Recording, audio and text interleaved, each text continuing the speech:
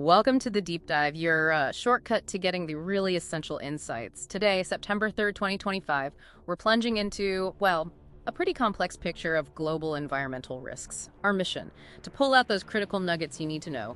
We're looking at atmospheric conditions, tropical storms, volcanoes, even space weather. And what's really striking looking at the sources is just how interconnected everything is. The big picture context. We've got a newly confirmed La Nina, yes, but it's bumping up against this persistent signal of human-induced climate change.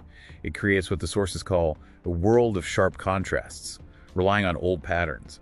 It just won't work anymore for planning. Okay, so let's unpack that. A La Nina phase is confirmed September through November. Pretty strong probability, 55-60%, for October to December, too. Now, usually La Nina means global cooling, right? Is that still what we expect? Well, that's the critical thing here.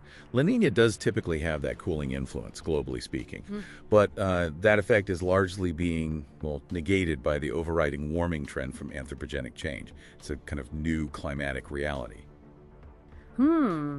So even with La Nina, temperatures are still expected to be above average overall. Think back to 2022, a strong La Nina year, yet still one of the warmest on record. Wow, so historical comparisons are becoming less reliable. Exactly. Planning based purely on past La Nina events, it's just not a safe bet anymore. And we're seeing those sharp contrasts you mentioned playing out right now pretty dramatically across North America. Sources point to this profound temperature dipole, a real split. We've got a dangerous heat wave in the Pacific Northwest BC hitting 40 Celsius, setting monthly records. And at the same time, this unseasonably severe cold snap over the eastern two-thirds of the U.S. feels like late October, apparently. It is pretty wild. And it's a direct result of a destabilized, highly amplified jet stream. We're seeing increasing links between that kind of pattern and accelerated Arctic warming. And the consequences, they cascade. You're stressing power grids for cooling and heating, hitting agriculture. It's volatility impacting your daily life. Right. Okay, let's shift to the tropics. The Atlantic sources call it deceptively calm. But it seems poised for a backloaded, active peak season. A new system, Gabrielle, might form soon. That's the indication. Don't let the current quiet fool you. The Atlantic season is likely far from over.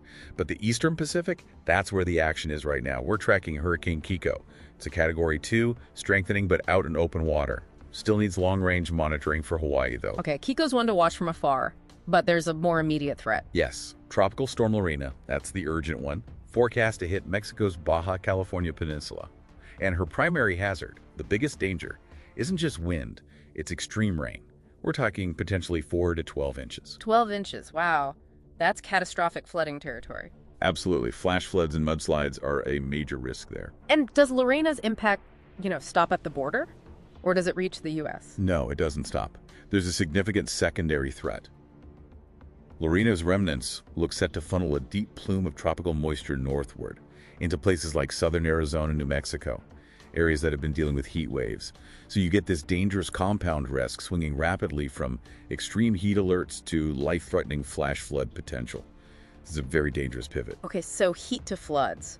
Beyond the weather, what about things like volcanoes? Sources mention dozens erupting globally. Is that just background noise or? Well, it's more than background noise when it impacts critical systems. It creates a constant risk, particularly for aviation. We're seeing this compounding risk with multiple active volcanoes, like Great Sipkin in Alaska, Sheveluch in Kamchatka. These are right under major flight paths across the North Pacific.